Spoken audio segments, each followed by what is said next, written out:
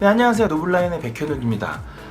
제가요, 남성형 탈모 환자분들 수술을 할 때에는 항상 수술을 하고 난 다음에 그 다음에 약을 꼭 드셔야 된다는 말씀을 항상 드립니다. 왜냐면요, 남성형 탈모는 약을 먹지 않으면요, 수술을 하더라도 멈추지가 않는다는 거죠. 수술을 해서 여기 앞에 심어 놓으면은 이 심은 부위는 잘 빠지지 않지만 심은 뒤쪽으로는 계속 탈모가 진행이 되는 것을 막을 수가 없다는 겁니다. 그래서 꼭 먹는 약을 저희가 추천을 해드립니다.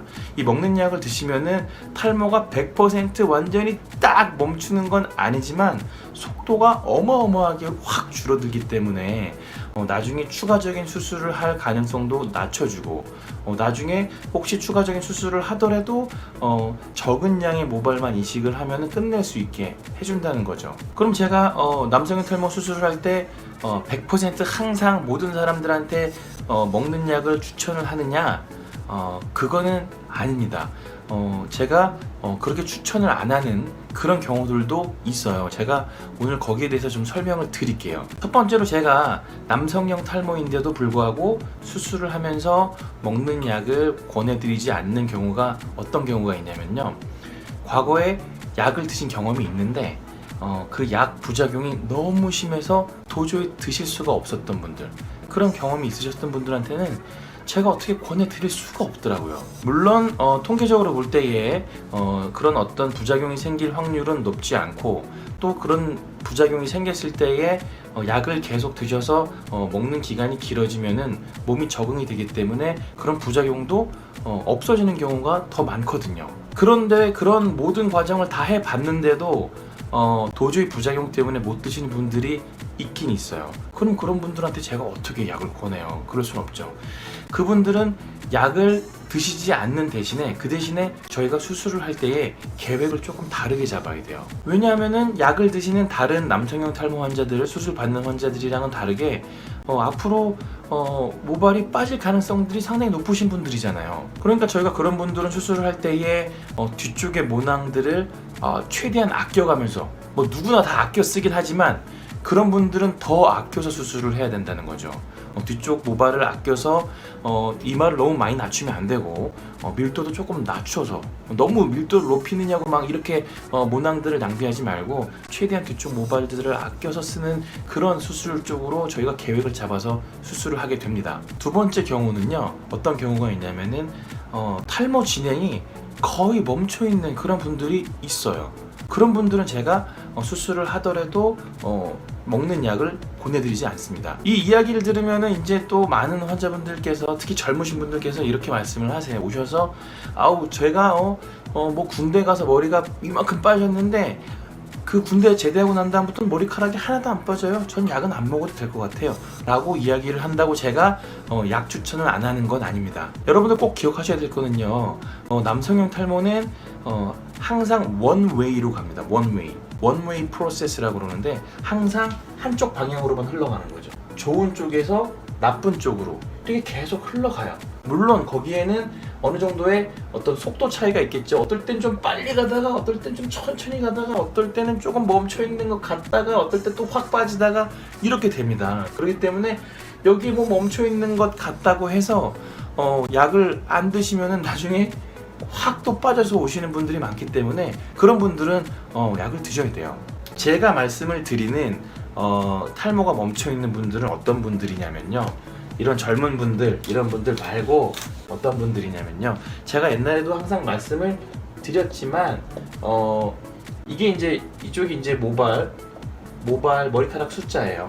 이제 이쪽이 나이가 이제 들어가면서 처음에는 머리카락이 이렇게 유지가 되다가 점점 내려와서 확 빠지다가 어느 순간 안정기에 들어선다고 했죠. 이 안정기라는 거는 사실 빠질 것들은 다 웬만큼 빠졌다, 이렇게 보면은 되는 그런 시기거든요.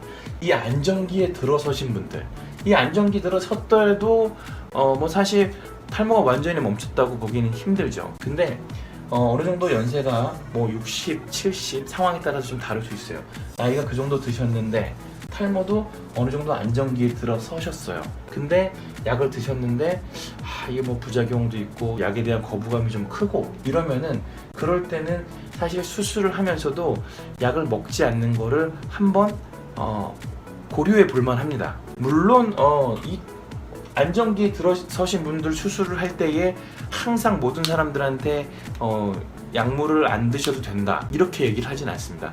대부분의 환자들한테는 그래도 한 번씩은 추천을 해드리죠. 하지만 약물에 대한 거부감이 너무 높으신 분들, 너무 심하신 분들, 그리고 정말로 빠질 것들 많이 빠져서 더 이상 빠질 것들이 없는 그런 느낌이 있는 분들, 그 다음에 혹시라도 나중에 추가적인 수술을 하려고 할 때에 뒤쪽에 더 뽑았을 수 있는 정도의 모낭이 조금 더 나올 수 있는, 그러니까 공요부가 좀 좋으신 분들, 아니면은 혹시 나중에 더 뽑아서 쓸 수 있는 턱수염이나 이런 채모들이 충분히 있는 분들, 이런 분들 같은 경우에는 한 번쯤은 수술을 하긴 하지만 약물을 꼭 안 드셔도 되는 거를 한 번쯤 고려해 볼 만하다고 생각합니다, 저는.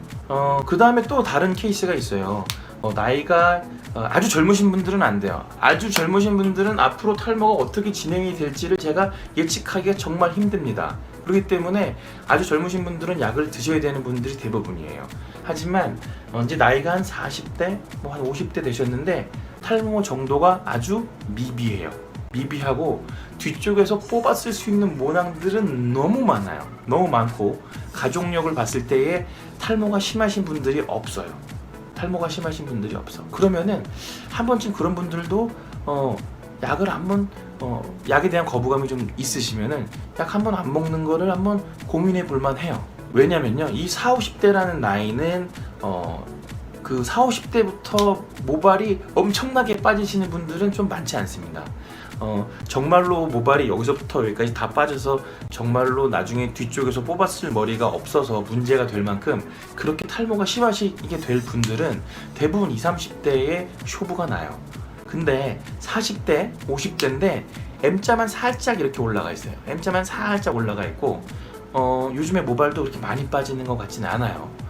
그리고 가족 중에 그렇게 탈모가 심한 분들도 없어. 그러면은 약을 드시지 않아도 나중에 탈모가 여기까지 막 이렇게까지 갈 가능성은 매우 낮은 거죠. 매우 낮기 때문에 그런 분들도 뒤에 모발이 많이 있다면은 차라리 그 환자분이 원하시면은 난 차라리 약 안 먹고 나중에 차라리 수술 한두 번 더 할래요 라는 의지가 강하다면은 저는 그런 분들 굳이 꼭 약을 먹여야 될까라는 생각은 좀 있어요. 그 외에도 다른 약을 안 드셔도 되는 케이스가 있을 수 있지만 이게 이제 주된 것 같고요. 다시 정리해서 말씀드리면, 첫 번째로 약물을 옛날에 드셔본 적이 있는데 너무 부작용이 심했고 여러 가지 해봤지만 도저히 약물에 대한 거부감이 너무 커서 드실 수 없는 경우, 이럴 때는 수술을 조금 소극적으로 미래에 대한 대비를 해가면서 수술을 해야 된다는 거 기억하시면 되고요. 두 번째로는 완전히 안정기에 들어섰다. 안정기이고 그 다음에 뒤쪽에서 뽑을 수 있는 모낭들도 어느 정도 있고 이런 어떤 상황이 된다고 판단이 됐을 때에는 굳이 꼭 약을 먹을 필요가 있겠느냐, 약에 대한 거부감이 또 있을 경우에.